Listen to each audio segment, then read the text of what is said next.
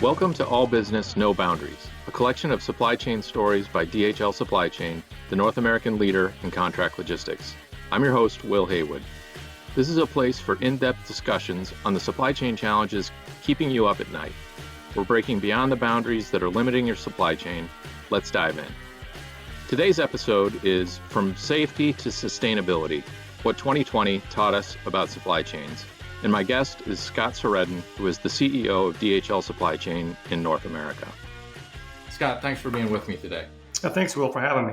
Okay, so you and I have worked together for a long time, but for our audience who's not as familiar with us, I'd like to start if you could kind of set the stage of what is your role, what part of the business do you look after, how does that fit in within the broader DHL universe? Okay, well, first of all, DHL Supply Chain is a global leader in contract logistics. So we're broken down in 5 regions, and North America is one of those regions. I lead that region, and we provide integrated end-to-end supply chain solutions in transportation and warehousing for all channels like B2B, B2C, including e-commerce fulfillment. Got it. So within North America, how are you guys organized? So, and first of all, I should say North America region for us is United States and Canada. There's another LATAM region that handles Mexico and the remaining part of South America. We really focus on key industries or sectors like automotive, consumer, engineering and manufacturing, life science and healthcare, retail, and technology. Okay, got it. And you said you're the largest provider, but can you just give us some dimensions around, I don't know, number of associates or number of sites, just so we get a sense of the scale of the business? Yeah, so we have almost 36,000 full-time, about 3,300 part-time, and then about 7,000 I would call temporary seasonal associates. And most of those are happening in the fourth quarter because our e-commerce business is so big for us right now. Probably 6 of that 7,000 is strictly for our e-commerce sites. And when we talk about sites, we operate in 490 operating sites in about 140 million square feet of space. Okay. And then, relative to kind of your next largest competitor, is that double the size, or how do you measure that? Yeah, we're about double the size of our closest competitor in North America, and it's about the same globally. Globally, we're about double the size of our closest competitor. All right, that's all helpful. So we're recording this in early December of 2020. I'd like to spend a few minutes looking back on the year. Obviously, COVID has been the headline event throughout the year. So I wonder if you might go back to kind of the February, March timeframe and describe how you and your management team started to sort of internalize what was going on and then how you reacted. Yeah, so I would say it was a 2-pronged approach, both going at the same time. But I would say first and foremost for me was our procedures, focusing on our procedures for workplace safety. There were things like getting the proper PPE, cleaning protocols, and getting the social distancing in the work areas, because work areas probably didn't have the social distancing they need to have. And in that same, and the second prong of that was really, working on business continuity and aligning with our customers on critical volume and products within their supply chain and how they wanted to address that. Okay. How long before you felt like you guys had sort of control of the situation? Because we have such scale in labor, I was never too concerned around could we get volume out. But I would say having true control of the situation around getting protocols into our sites, within a couple of days, we were really good. I think we were a little bit rough the first couple of days, but the volume piece I wasn't as worried about, because in the first couple of days, we didn't see as much of the surge as you saw probably within a month when you look at consumer goods or our e-commerce business or the retail e-com business, or just any consumer good product was just flying off the shelf. And so, we really had to balance out. And fortunately, because of our scale, we were able to move people around to where the business needed it. And I guess the other reason for that is, remember, we're a global company. And so it happened in Asia first. So it hit Asia first, then it hit Europe, then it hit us. So we'd already been given best practices and protocols on what to do. So it was very, very quick about educating our site leaders on the right things to do. So we weren't inventing something from scratch like maybe some of our competitors would be that don't have the global footprint or the scale. Yeah, that's interesting. I hadn't considered that. You mentioned that consumer products and retail, some of the e-commerce channels really flared up in terms of volumes. Were there other parts of the business where you saw material declines? And if so, how did you work with customers to get through that? Sectors like automotive did not do as well during the COVID situation early on. A lot of those were shut down. We worked with our customers. We moved employees around, as I mentioned. We work in, when we say 490 operating sites, half of those sites are usually in an operating campus. There'll be multiple sites in the campus. So we have the ability to move people around to some of the areas that were hitting peak volumes that needed help. But, we were able to help map out with our customers what they want to do in volume, what they did not want to do in volume. And, I'm happy to say that it was good to be in supply chain because we did not do massive layoffs. If anything, we were looking for associates to help with some of the volume surges in the consumer goods. I've heard from multiple folks around the business that there were some underlying trends that we were aware of or expecting that COVID really either accelerated or affected. I wondered if you might talk about a few of those and what you saw happen, how customers reacted, how our sites responded, and kind of how you see it going forward. I think the trend that was already starting is customers were trying to get their product closer to the end consumer. This just accelerated that. So the network redundancy in getting inventory positioned in the right place and built up in the right areas, it just accelerated that. And once again, fortunately, we have scale where we were able to help do that. I would also say back to the labor piece of it. I think the labor part was very difficult for a lot of companies, and we had to be very innovative in how we did our labor around recruiting, training, and labor sharing, but also doing some surge pay and things of that sort in certain marketplaces to get the associates we needed. We're always working on digitalization and automation, but we were able to use digitalization. Data is king, so we were using data for predictive things of trying to figure out where inventory needed to be, where DCs needed to be to make sure we were setting up our customers correctly. But the other piece is we were bringing in more robotics to help offset labor that we weren't getting. I mean, a prime example of that was just our peak season just now. We brought in, I said, 7,000 seasonal associates. We've also added 200 temporary robots in certain operations just to handle surge volume because we knew we couldn't get enough labor in certain markets. We've been through a lot of years where customers have tried to kind of lean out their supply chains and extend them. Are you seeing through COVID more nearshoring trends? And part two of that question is, are customers willing to carry more inventory than they were pre-pandemic? Yeah, I would say absolutely. Back to that strategy about redundancy. I mean, I think anytime you add another node, you're going to have more inventory. So, but the key was getting more inventory closer to the customers because everyone expects quicker service these days. I mean, I don't know anyone who orders online who doesn't want it the same day or the next day. So absolutely, there is an inventory build, but I would also say there was less carrying of inventory in one facility that didn't move. I think there's better data now to make sure you're carrying the right inventory in the right locations, but there was definitely a movement around getting inventory closer to the consumer and adding more nodes to ensure that you could handle the volume and handling disruptions. Think about some of the labor disruptions there were. I mean, I'm not going to give any customer names, but I had one customer who only had one DC to do the distribution out of. And we had to shut it down early on for 24 hours because of a big outbreak in COVID to clean and wipe everything down. But we were fortunate enough to move the inventory to an area where we didn't have an issue a couple hours away and manage their inventory there. Going forward now, of course, those customers will not be working with a one node solution. They realized that they were putting their business at risk. And what about the globalization question? I mean, you guys are obviously a benefactor of globalism and global commerce. Do you think that sort of starts to become less prevalent, or do you see, post-pandemic, it kind of getting back to the way it used to be? No, I mean, I think globalization will continue. It has to. I mean, I think global trade is key for a lot of the emerging markets, so I don't see that stopping.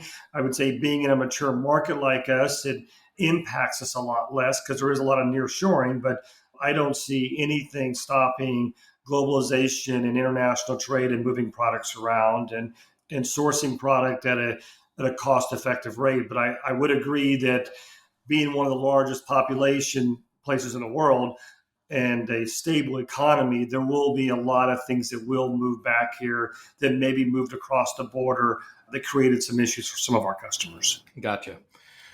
Okay, so setting aside COVID, if it's possible, from 2020, are there other areas of key focus that you all have had the teams working on? Well, I mean, during this year, we were really focusing on accelerating digitalization. So it was all about how we bring more automation. The future for us is we are partnering with several different manufacturers around pallet movers and things of that sort, so we can rely less on hourly labor and to handle the peaks and volumes, because the peaks and volumes used to be quarter ends, month ends, and then just the e-commerce peak season around November through the week before Christmas. Now there's a lot more seasonality in a lot of businesses, and so we've got to find ways to inject capacity in our facilities, and so we are looking at more and more ways of driving robotics and data to be better at predicting how we should handle our volume. We've had some other podcasts touching on this digitalization agenda. I guess from where you sit at the CEO chair, what's your perspective on how you make investment decisions around different technologies? What do you look for in terms of payback, aside from what you just listed there in terms of handling volume spikes and the like? How do you see this impacting your business in the 3 to 5 year time horizon? Oh, I think it's key to our future. And, I don't think the ROI is perfect on all of them, but when you start talking about recruiting, training, and things of that sort, it doesn't need as much of an ROI as normal. So it's key to our future. A lot of the technology out there just isn't ready for play yet. We're the best integrators of technology. And so we will stay. We're not going to be singular focused with one manufacturer or one vendor who's coming up with new technology. We're across the board piloting several things, getting them into production, and we'll have several different partners. And part of that reason is they can't handle the volume we need either. So it's not just about teaching, bringing them along and integrating them to what we need, but a lot of the stuff off the shelf today just does not provide what we need as well as an ROI. So we're going to continue partnering with different vendors and driving the technology and putting it in our operations. I would say today we have in all of our 490 operating sites, at least 80% of our sites have some sort of automation or digitalization that's driving capacity improvements and ROI improvements. And that's been a big change in a pretty short period of time, right? Yes. I mean, we just started making the investments. That would be late 2018. That quickly got things replicated and got things through pilot into production and into our facilities most of 19 and 20 during this COVID situation. So maybe a bridge question, because I do want to get your thoughts on 2021, but I know you have, just by virtue of working with you, focused a lot on the culture of the business. Outside looking in, when you think about some of these automating technologies, they could have maybe a negative impact on workplace culture.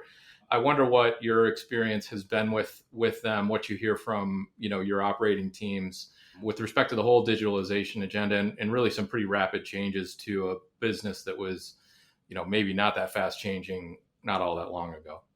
Yeah, actually, it's been positive. I mean, if you think about the generations these days, they want technology. That's their life today between iPhones and computers.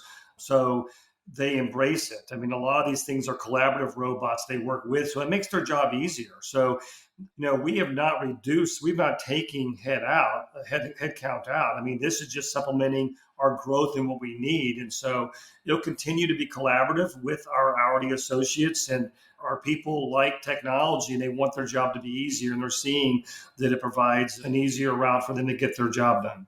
Got it. So putting a bow on 2020, was it a successful year for DHL Supply Chain in North America? Yes, we had a really good year because we have a diverse portfolio. I mean, it comes back to what I said earlier around the sectors we're in. We're in all the big sectors and it's very diversified. So, the auto industry got hit really, really hard. Other businesses did really, really well. When you think about technology and consumer goods and you think about e-commerce, we offset all of that with volumes in other areas. So It's going to be a good growth year, and and it was also a good signings year. I guess back to your point earlier, about how we worked with our customers on redundancy and things of that sort.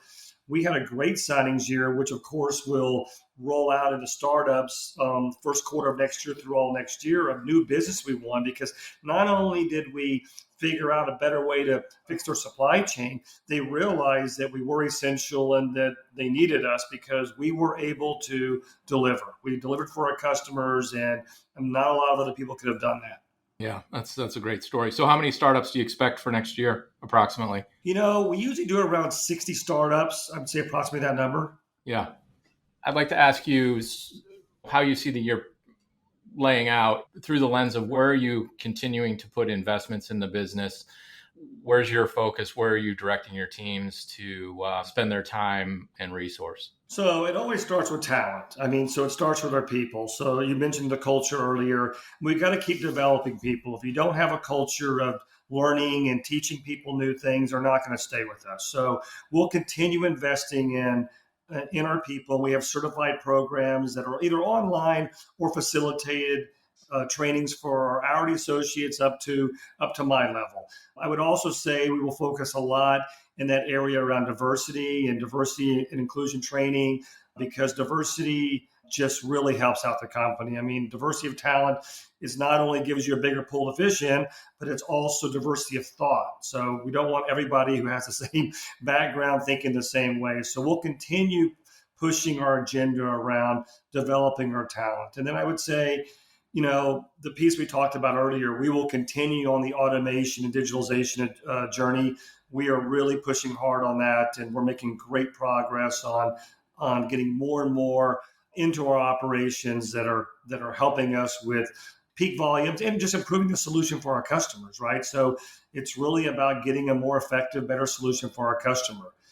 I think another area that, Deutsche Post DHL, our parent company, is really big on pushing is our sustainability agenda. We really have goals on that, and there are sustainable solutions out there that do work and do have an ROI. And I think as the largest supply chain company in the world, we owe it to the environment, we owe it to our associates, we owe it to our customers to continue looking for solutions that are sustainable. We had a really interesting podcast episode with Colgate on the importance of sustainability in their overall business strategy. So it seems like it's happening both from a provider standpoint and a customer standpoint, which is interesting and exciting. I'm not only on a podcast, I'm a follower too. So it was a good podcast. Good. You're 21st century man. So we're right in the middle of peak season. Wondered if you could provide sort of a window into how that's playing out in the business now. It's been a weird year on demand, I know, from an e-commerce standpoint overall. And I know that the e-commerce team was concerned about not being able to forecast the season as well as they typically do. What are you hearing from them today? It's going extremely well. I think first and foremost, there was great planning with our customers around how they would do their flash sales and how they would drop orders. I think there was a really good coordinated effort on that. We were nervous around, as I mentioned, we hired around 7,000 for peak season. 6,000 of those were strictly for e-commerce, but we were able to get those associates in through either surge pays or some sort of incentives. We were able to go to the market and compete against the other competitors and get the people we needed. So once you got the head count, and we put in I mentioned to you the robotics in some of our locations to help drive capacity, it's worked really well. There's been large drops and our order wells look good. We are on plan in all of our e-commerce facilities through Black Friday and through this past Monday. The drops were as expected, and the volume we delivered was what they expected, and we're managing the order well very well. So just final question for you. We're at the end of the year. I know this is always a chance for us to reflect and what have you. Wondered if you had anything you'd like to share with the audience, be it customers or associates who tune in.